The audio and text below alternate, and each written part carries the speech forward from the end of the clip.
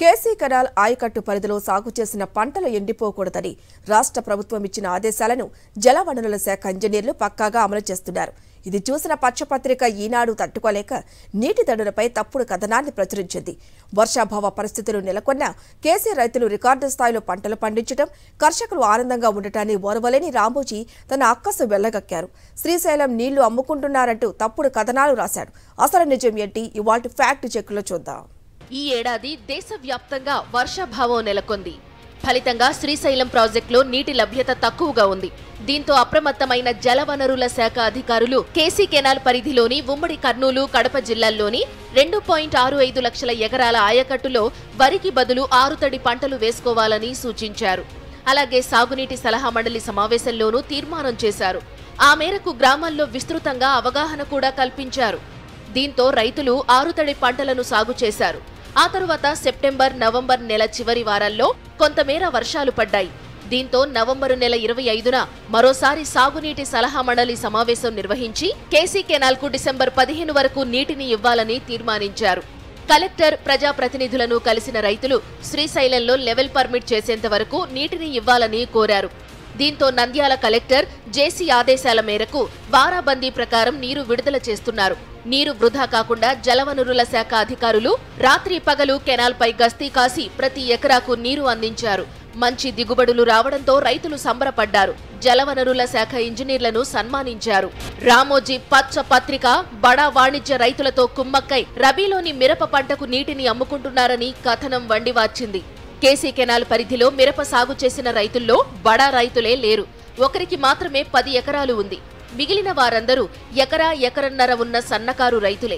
కానీ అనధికారికంగా 20,000 ఎకరాల్లో సాగు చేశారంటూ తప్పుడు గణాంకాలు ప్రచురించింది. ఇకపోతే పోతిరెడ్డిపాడు నుంచి తీసుకునే నీటిలో 5 టీఎంసీలు కేసీ కెనాల్కు తీసుకోవచ్చు. ప్రస్తుతం అక్కడి నుంచి తీసుకునేందుకు అవకాశం లేకపోవడంతోనే ముచ్చుమర్రి నుంచి నీటిని తీసుకుంటుంటే ఈనాడు తప్పుడు రాతలు రాసింది. నీటి కేటాయింపులు లేవు. రైతులకు నీరు ఎలా ఇస్తారు? రైతులకు అన్యాయం జరుగుతుందనేలా విషపు కథనాన్ని కక్కింది. రైతుల నుంచి వసూళ్లు చేసిన సొమ్ము రాష్ట్ర స్థాయి అధికారికి చేరిందంటూ అవాస్తవాలతో పైత్యం ఒలకబోసింది.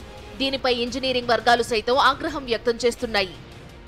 శ్రీశైలం నుంచి ఎస్ఆర్బీసీ కేసీ కెనాల్కు వచ్చే సాగునీటికి రైతులు డబ్బులు ఇచ్చారని ఈనాడులో వచ్చిన వార్తా కథనాన్ని రైతులతో కలిసి వైఎస్ఆర్సీపీ నేతలు తీవ్రంగా ఖండించారు. సోమవారం స్థానిక ఎంపీపీ బుడ్డా భాగ్యమ్మ ఇంటి ఆవరణలో ఏర్పాటు చేసిన విలేకరుల సమావేశంలో వారు మాట్లాడారు.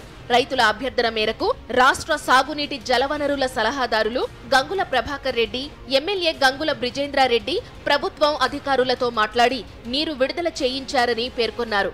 అనంతరం ప్రధాన రహదారిపై రైతులు ఈనాడు ప్రతులను దహనం చేసి నిరసన తెలిపారు. వర్షాలు రాకపోయినా కూడా మొదటి పంట సాగు చేసి నీళ్లు మైలవరం డ్యామ్ నీళ్లు, కేసీ కెనాల్ నీళ్లు రావడం వల్ల మొదటి పంట సాగు చేసి పండించుకున్నాము.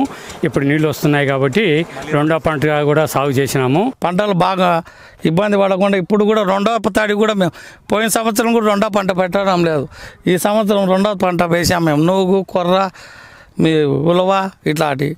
కావున మాకేమో ఈ సంవత్సరం మటుకు రాష్ట్రంలో ఎక్కడ వర్షం లేకుండా మాకు నీళ్లు మటుకు తెప్పించగలిగారు. మాకు చాలా సంతోషకరమైన విషయము. సాగునీటి కోసం అధికారులకు లంచాలిచ్చి కొనుక్కునే దుస్థితి రైతుకు దాపురించలేదు. వర్షాభావంలోనూ పంటలకు నీరు ఇచ్చేందుకు ప్రజాప్రతినిధులు, అధికారులు ముందుకు వచ్చి పంటలు పండేలా చర్యలు తీసుకున్నారు. అలాగే వేసవిలో నీటి ఎద్దడి రాకుండా ముందస్తుగా కుంటలను నింపుకునేందుకు కేసీ కెనాల్కి నీరు వదిలారు. అన్నదాతల కోసం ఇంతలా జగన్ ప్రభుత్వం ముందు చూపుతో పనిచేస్తుంటే తప్పుడు వార్తలతో ఈనాడులో అసత్యాలను ప్రచారం చేస్తున్న ఈనాడుపై సర్వత్రా ఆగ్రహం వ్యక్తమవుతోంది.